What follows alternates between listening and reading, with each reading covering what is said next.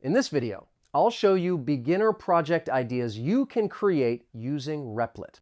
First, you can build a simple calculator using basic. You can also create a basic note-taking app to practice saving and displaying text data. These beginner projects help you understand programming logic and improve your coding skills.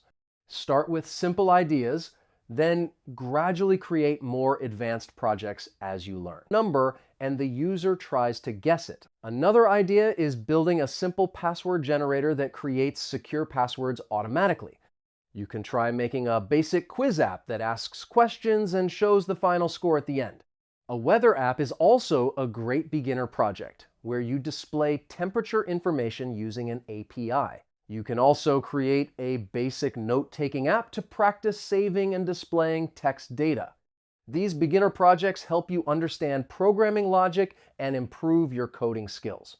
Start with simple ideas, then gradually create more advanced projects as you learn.